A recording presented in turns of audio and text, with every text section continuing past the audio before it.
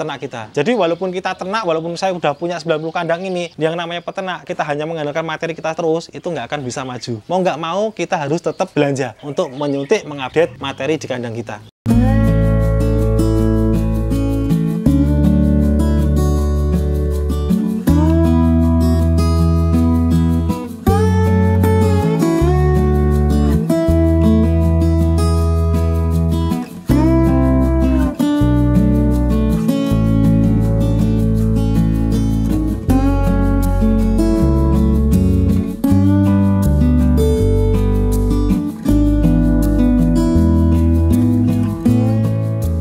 Assalamualaikum warahmatullahi wabarakatuh.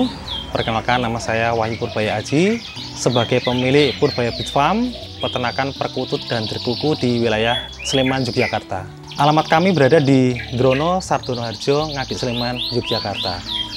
Usaha saya ini sudah berjalan tahun keempat, dimulai dari tahun 2021, tepatnya di bulan Agustus 2021. Di tahun 2024 ini, alhamdulillah, ada sebanyak kurang lebih sekitar 90 kandang lebih. Dari 90 kandang ini bisa dibilang 95% semua produk aktif. Di peternakan kami ini kita fokus pada peternakan burung perkutut dan terkuku. Adapun untuk yang jenis perkutut itu di sini hampir bisa dibilang lengkap. Ada jenis perkutut turunan Bangkok ya, ada perkutut lokal warna, dan ada juga perkutut lokal alam yang kami ternak di peternakan kami. Awal mula usaha perkutut saya itu sebenarnya tanpa unsur kesengajaan. Sebelum 2021 itu pelihara burung hanya burung puter aja, itu 1 ekor saja. Karena setelah itu saya kok butuh hiburan yang bisa membuat refreshing diri saya sendiri. Karena waktu itu ya kondisi baru berat, pikiran saya juga berat, harus ngurus orang tua. Tapi itulah bentuk bakti saya kepada orang tua. Akhirnya dari situ saya nyari referensi burung yang bisa memberikan motivasi dan semangat. Akhirnya ketemulah burung perkutut, dan dari situ saya mulai terngiang-ngiang dengan suara itu kok bisa memberikan suasana hati yang tenang, nyaman, damai. Dan akhirnya dari situlah berkembang menjadi peternakan yang ada saat ini. Dan tentunya dari pengalaman itu sendiri pun setelah saya beternak dan banyak orang yang kesini itu juga sama. Ada mereka itu yang datang ke sini membeli burung karena faktor pikiran, dia mencari sebuah hiburan yang bisa membuat refreshing diri. Ada juga yang mereka beli itu karena teringat suasananya dulu ada orang tuanya yang pernah pelihara burung, dan akhirnya dia merasa kok teringat dengan orang tuanya yang sudah tidak ada, dia pengen pelihara burung perkutut lagi. Ada seperti itu juga. Dan ada yang memang yang datang ke sini itu mereka fokus untuk materi ternak. Pertama kali saya beli burung itu ternyata bukan Bangkok, perkutut suara crossing.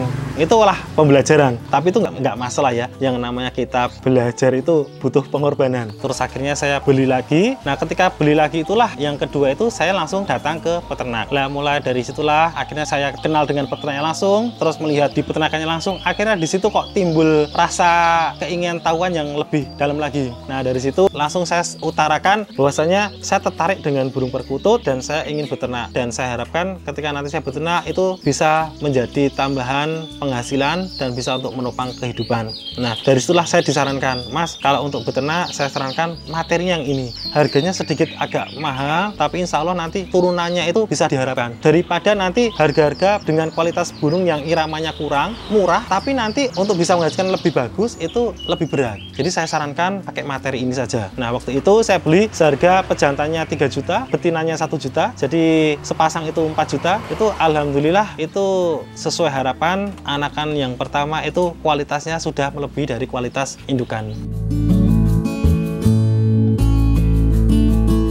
Beternak perkutut ini pada dasarnya dibilang sulit juga tidak sulit, dibilang mudah juga tidak mudah. Kenapa? Sebenarnya di situ tergantung dari target kita. Pada dasarnya burung perkutut ini yang penting jantan dan betina sudah berumur dan dia sudah jodoh, dimasukkan kandang, itu potensi bisa produk itu sangat mudah. Jadi saya kira kalau saya terapkan dalam diri saya ini mudah sekali untuk beternak perkutut itu mudah. Yang susah itu untuk bisa menghasilkan produk anakan yang berkualitas. Jadi misalkan contoh seperti ini. Perkutut itu ada beberapa jenis ya tadi ya. Dari perkutut Bangkok ini arahannya di situ kita harus mencari turunan anakan itu yang bisa menghasilkan suara irama. Nah, untuk menghasilkan irama inilah yang paling susah dan itu tidak bisa instan. Karena apa? Di situ kita harus banyak menggunakan feeling, terus ketekunan, ketelatenan, terus kita harus punya jam terbang lah. Gimana caranya ketika kita memadukan suara jantan dan suara betina itu nanti bisa menghasilkan produk anakan yang berkualitas sesuai dengan harapan, seperti itu.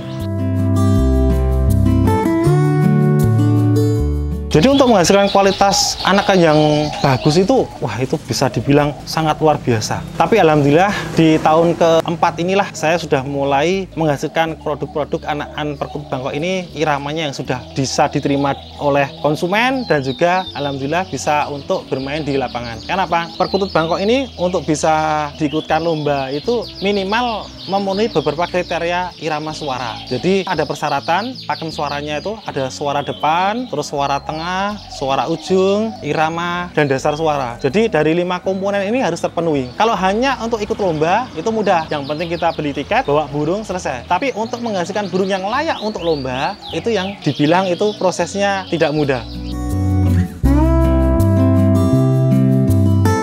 Yang selama ini saya alami di kandang saya ya, itu maksimal bertelur itu hanya 2, dan rata-rata untuk waktu pengeraman itu kurang lebih sekitar 14 sampai 17 hari. Pengeraman, menetas, setelah menetas itu dilolah indukan langsung. Di peternak saya ini semua lolohan indukan langsung, kurang lebih sekitar sampai dengan umur 20 hari itu anak-anak itu sudah mulai keluar sarang, sudah mulai belajar mandiri. Terkadang di umur 20 hari anakan itu indukan itu sudah betinanya itu sudah bertelur lagi. Jadi nanti pejantannya ini dia yang mengoloh anakannya sendiri. Seperti itu. Kurang lebih sekitar 25 hari dari anakan itu sudah mulai belajar makan, dan saya cabut dari kandang saya itu kurang lebih sekitar umur 35 hari itu saya ambil, lalu saya masukkan ke dalam polier untuk menampung anakan-anakan di sini. Di peternakan kami ini dari kurang lebih sekitar 90 pasang, bisa dibilang 95% itu produk aktif. Anakan itu kurang lebih hampir setiap bulannya itu bisa menghasilkan di atas 40 sampai 50 ekor. Ini campur ya, dari perkutut Bangkok, perkutut lokal warna, dan perkutut lokal alam yang kita ternak di kandang kami. Tingkat keberhasilan produktivitas ya di kandang ternak saya ini alhamdulillah bisa dibilang sudah cukup berhasil, karena produktivitasnya bisa 95% lebih. Tapi kalau untuk keberhasilan untuk ternak yang keirama ini baru mulai tahun keempat ini, khususnya perkutut Bangkok. Nah, selama ini saya harus menggunakan teknik pegang. Yang pertama kita bisa melihat dulu, oh ini karakter cirinya sepertinya jantan. Lalu kita ambil, kita pegang. Setelah kita pegang, nanti dari beberapa ciri fisik yang mendukung itu jantan, itu memenuhi syarat nggak? Taruhlah dari bentuk kepalanya itu lonjong seperti jambe nom, terus lalu nanti dari bentuk kakinya, terus nanti ketika jantan itu dipegang kelihatan seperti berontak, tenaganya seperti punya power kalau jantan. Dari beberapa kriteria yang memenuhi syarat itu kok itu jantan, itu ya itu pun saya belum bisa menyimpulkan kalau itu benar-benar jantan. Yang minimal gambaran saya itu 95% itu jantan.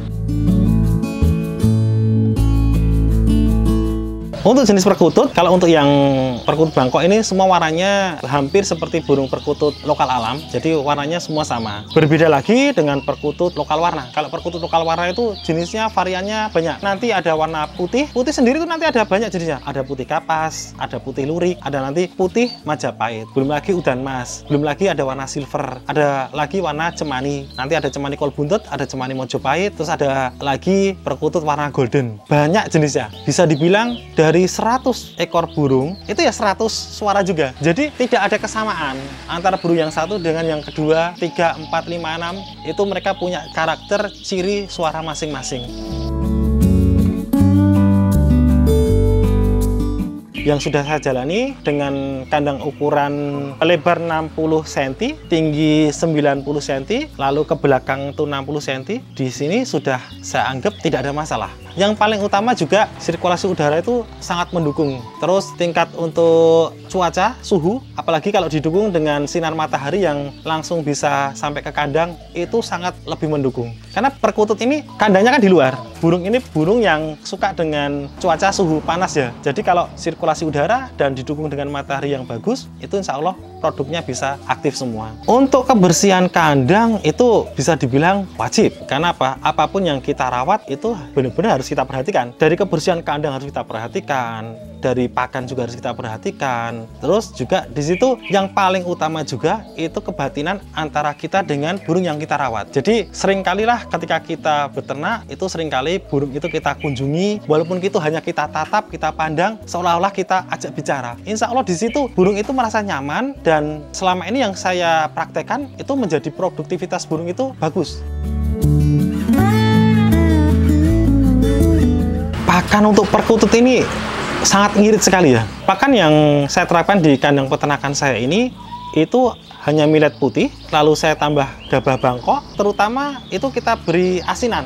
Asinan itu grit sebagai pendukung untuk membantu pencernaan burung. Jadi itu wajib. Grit itu bisa menggunakan cangkang kerang ataupun bisa menggunakan batu bata atau pasir. Itu wajib kalau untuk yang di kandang ternak. Dan untuk kandang rawatan harian, yang kandang gantung-gantung itu berbeda ya. Kalau untuk yang kandang ternak, saya sarankan buat kalian yang beternak, itu di kandang ternak itu wajib diberi BR ayam. Karena apa? Itulah salah satu pendukung burung itu untuk meningkatkan birahi dan membantu produktivitas yang lebih bagus. Di kandang Purbaya Breed Farm ini kurang lebih sekitar 90 kandang. Untuk perawatan itu kebersihan itu 1 minggu sekali, membersihkan tempat minum dan mengganti pakan. Jadi estimasinya itu rutinitas itu 1 minggu sekali. Nanti kembali lagi minggu berikutnya seperti itu. Saya dibantu dengan 2 teman, itu dikerjakan dari pagi sampai sore sudah selesai. Jadi 1 minggu sekali hanya dibersihkan. Terus untuk rawatan harian itu ya tinggal kita ngecek aja, seandainya kalau ada pakan yang habis, minum yang habis, terus nanti kalau ada indukan yang bertelur, ada anakan yang jatuh. Nah, itulah rutinitasnya sehari-hari hanya seperti itu saja. Perkutut ini sangat kuat ya, dan yang saya alami selama saya beternak ini penyakitnya itu rata-rata ya ada tapi tidak terlalu signifikan. Bisa dibilang kematian dalam waktu 1 tahun itu persentasenya paling hanya nggak sampai 2% kematiannya itu. Dan penyakit-penyakit yang selama ini saya alami biasanya karena kondisi cuaca yang sering hujan terus itu. Nah, itu biasanya berpengaruh kepada anakan yang baru menetas. Ada kalanya ketika itu kedinginan atau apa itu mati dengan tiba-tiba. Terus kalau untuk yang burung-burung dewasa ada juga yang kondisinya itu mati tiba-tiba itu dalam kondisi cuaca seperti itu. Tapi itu pun juga kecil untuk persentasenya. Untuk mengantisipasi seperti itu biasanya kita tambahkan di formula pakannya. Sedikit kita tambahkan ketan hitam. Ketan hitam itu memberikan kehangatan di dalam tubuh perkutut itu. Jadi kalau musim hujan itu pakannya kita tambah. Nah, untuk penyakit yang biasanya dialami itu rata-rata hanya cacingan kalau perkutut itu. Kalau sudah diobati cacing, insya Allah perkutut itu aman. Selama ini juga saya terapkan di kandang saya ini itu tadi. Yang penting obat cacing itu rutin, bisa dilakukan 6 bulan sekali atau terjadwal lah. Jadi biasanya saya lakukan pengobatan cacing itu kita tanggali. Oh, itu di bulan Desember ini sudah saya lakukan pemberian obat cacing. Nanti 6 bulan lagi di bulan Juni, misalkan seperti itu. Untuk komunitas perkutut ini di bawah naungan P3SI, Persatuan Pelestari Perkutut Indonesia. Dan di situ ada dari ketua tingkat pusatnya, ada tingkat wilayahnya untuk masing-masing daerah, itu ada semua. Dan di Jogja sendiri ini pun juga ada P3SI yang naungan di bawah pusat. Dan alhamdulillah di Jogja ini termasuk organisasi P3SI-nya sangat kuat. Dan saya rasa dari pertemanan, persaudaraan di dunia perkutut ini sangat erat. Mengenai proses penjualan burung perkutut di kandang peternakan saya ini, saya lebih mengandalkan dari mulut ke mulut atau dari orang perorangan seperti itu. Tapi juga tidak lepas karena sekarang ini sudah zamannya sebuah zaman teknologi informasi, tetap kita harus menggunakan media sosial, terus menggunakan Google Map untuk mendukung kemudahan cara berjualan. Dari hal-hal itulah yang kita gunakan dalam pemasaran. Nah, ketika kita beternak perkutut, itu sebenarnya untuk mengenai proses penjualannya itu bisa dibilang susah ya susah, mudah ya mudah. Kembali ke kita sendiri. Nah, ketika kita sudah beternak dan memang kita sudah totalitas beternak, jangan hanya berpikir ketika kita menjual itu hanya ruang lingkup tetangga kita atau di daerah kita sendiri. Tapi kita harus keluar. Karena apa? Perkutut ini suara iramanya itu disukai orang, itu mereka sudah nggak mengenal jarak. Taruhlah kita ternak di Jogja, ketika burung itu kita upload ke media sosial, di situ banyak orang yang mendengarkan. Oh, ternyata orang yang dari luar jauh sana pun, dari Surabaya, Jakarta, Banten itu tertarik. Dan ketika sudah ada ketertarikan dengan burung itu, mereka itu mengenai jarak itu sudah nggak masalah. Karena apa? Burung perkutut ini suaranya itu tadi tidak ada yang sama. Jadi masih ada peluang besar buat kita semua itu untuk bisa menghasilkan produk-produk anakan dan tidak usah perlu khawatir lah dalam proses penjualan. Sangat terbuka dengan teknologi informasi, jadi kita tidak usah perlu bingung-bingung lagi. Yang penting ketika sudah niat ternak, diniati ternak dulu, jangan berpikir bagaimana cara menjualnya dulu. Yang penting kalian tekuni dulu, jiwai dulu, bisa produk. Ketika sudah produk, ada anakan, diseleksi dulu, istilahnya tuh dianalisa dulu lah untuk kualitas anaknya ini. Oh, anaknya seperti ini, suaranya seperti ini. Dari situ semakin bertambah ilmu kita, bertambah wawasan kita, terus penjualan itu nanti akan ketemu dengan sendirinya. Perkutut ini tidak ada patokan harga, khususnya untuk perkutut Bangkok ya. Jadi burungnya itu sama semua. Kalau perkutut itu warnanya sama, besarnya ya ada yang besar, ada yang kecil. Terus kalau untuk harga ini tidak ada patokan bakunya. Jadi tidak bisa dilihat perkutut Bangkok itu harga di pasaran sekarang 100.000 semua, nggak bisa. Karena perkutut ini yang dihargai itu dari kualitas suaranya. Semakin kualitas pakem iramanya itu semakin terpenuhi, itu harganya bisa sangat fantastis. Jadi ada beberapa strategi dari peternak itu, seperti halnya saya sendiri, itu ada nanti kita jual dari beberapa jenis ya. Ada yang perkutut yang pakem suara layak untuk diternak, ada yang perkutut yang nanti kita arahkan untuk terasan. Nah, kalau untuk burung-burung untuk terasan itu harga mulai dari 250 ribuan itu ada. Dan banyak pilihannya juga. Cuman untuk saran saya, buat kalian penghobi pemula atau calon penghobi perkutut, itu saya sarankan datanglah ke peternak terdekat Anda. Karena saya kira peternak perkutut ini yang selama ini saya tahu mereka welcome semua. Orangnya punya jiwa rasa kekeluargaan, rasa kebersamaan. Justru mereka malah seneng ketika ada orang datang langsung ke peternakannya. Di situ nggak harus beli. Seperti halnya di kandang saya ini. Ketika datang ke sini itu nggak harus beli. Kita bisa saling sharing, bisa mengenal dulu suaranya, bisa saling ngobrol perkutut yang bagus itu seperti apa, iramanya pakem itu seperti apa. Jadi ketika kita sudah datang ke peternak, insya Allah di situ banyak ilmu yang nanti langsung bisa diserap. Kendala di peternakan kami selama ini bisa dibilang minim resiko ya, hampir tidak ada. Dan alhamdulillah untuk kesehatan burung semua rawatan di sini alhamdulillah sehat-sehat semua ini, alhamdulillah. Nah, adapun kendala-kendala itu ya ketika kita beternak itu aja ada kalanya tidak netes, itu saya anggap tuh hal yang biasa. Adapun untuk kendala yang lainnya ya pernah saya ngalami ketika beli burung itu belum sempat produk itu lepas, itu pernah. Tapi itulah bagian dari resiko, itu hal yang biasa lah. Tapi secara kendala alhamdulillah ini tidak ada kendala yang signifikan yang saya alami. Keberhasilan peternakan perkutut yang menurut saya pribadi itu tadi, ketika kita beli materi indukan dengan suara jantan seperti ini, betina seperti ini, keluar anakan, apakah anakannya ini sudah melebihi kualitas suara indukannya?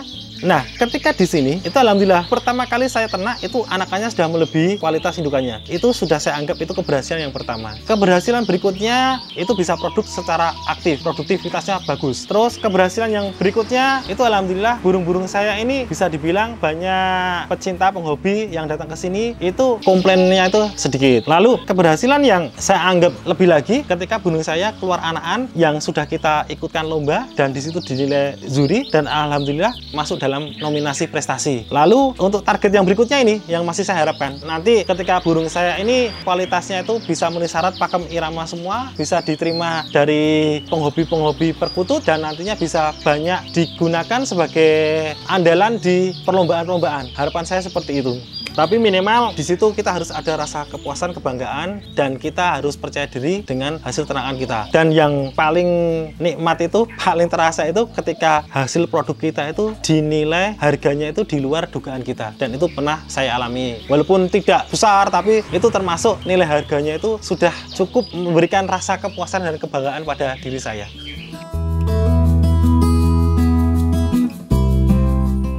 Selain saya beternak perkutut ini,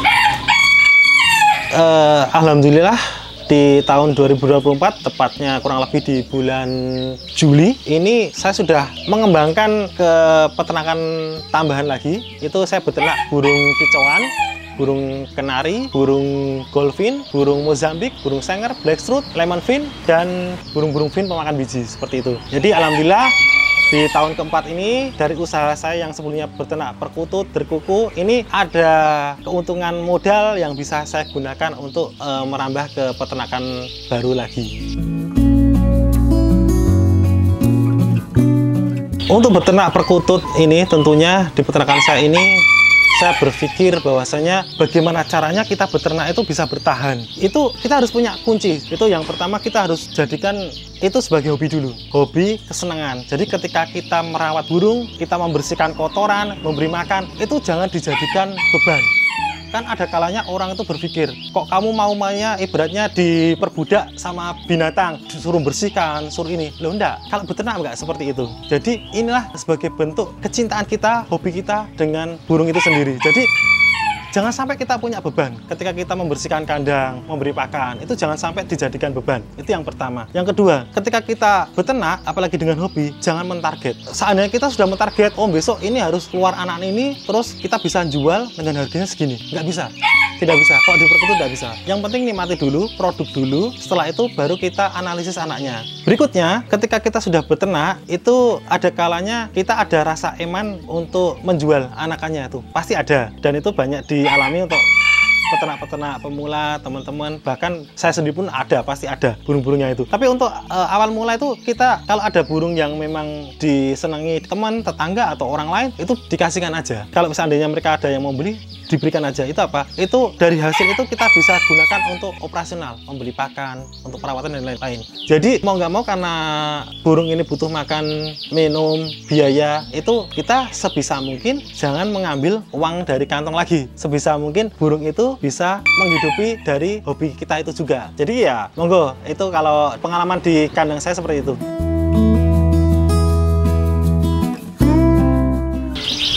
Target saya di 2025 ini, ke depan ini ya. Kalau kemarin-kemarin saya hanya mengejar kuantitas. Untuk 2025, saya harus mengejar kualitas, khususnya di perkutut Bangkok. Dan alhamdulillah di tahun 2024 ini sudah banyak keluar burung-burung yang saya anggap memenuhi syarat pakem irama sudah. Tapi saya target lagi 2025 ini lebih lagi supaya bisa burung itu benar-benar memberikan suara-suara yang memang banyak diincar para penghobi-hobi. Harapan saya seperti itu. Nah, di sini pun sebagai peternak tetap ya, kita tidak bisa mengandalkan materi kita sendiri. Mau nggak mau, kita harus bisa mencari kekurangan di kandang ternak kita. Kekurangan ternak kita di perkutut Bangkok kita ini apa? Suaranya depannya masih kurang, suara tengahnya masih kurang tegas, atau suara ujungnya masih kurang panjang, kurang drosor. Nah, di situ kita harus punya ilmu titen. Kekurangannya apa yang di ternakan kita? Misalkan kekurangan burung kita tuh ada di ujungnya masih kurang. Nah, kita harus datang ke peternak lain atau kita berburu burung lain ke peternak lain atau ke pemilikan orang lain yang nantinya bisa untuk mengupdate di materi ternak kita. Jadi walaupun kita ternak, walaupun saya udah punya 90 kandang ini, yang namanya peternak, kita hanya mengandalkan materi kita terus, itu nggak akan bisa maju. Mau nggak mau, kita harus tetap belanja untuk menyuntik, mengupdate materi di kandang kita.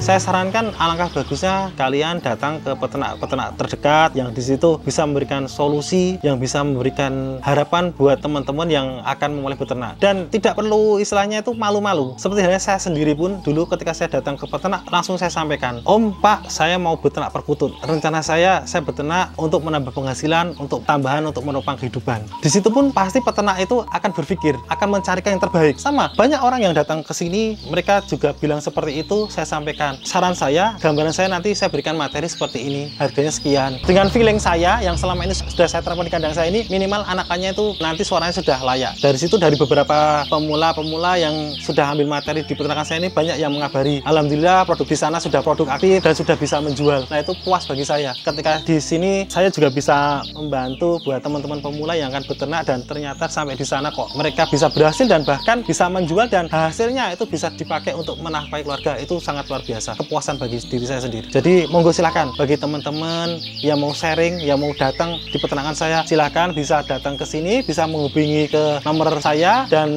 saya akan memberikan secara terbuka dan tidak ada yang saya tutup-tutupi. Buat saudara-saudara, teman-teman pecinta penghobi perkutut, silahkan bisa datang mampir di peternakan kami Purba Happy Farm yang bernama Dindrono Sardono Harjo, Ngaget Sleman, Yogyakarta. Di sini saya sangat terbuka, bahkan sangat senang ketika kita bertambah saudara, bertambah keluarga, akhirnya bertambah sesama pecinta hobi. Di situ mudah-mudahan bisa membuka tambahnya rezeki kita semua. Amin ya rabbal alamin.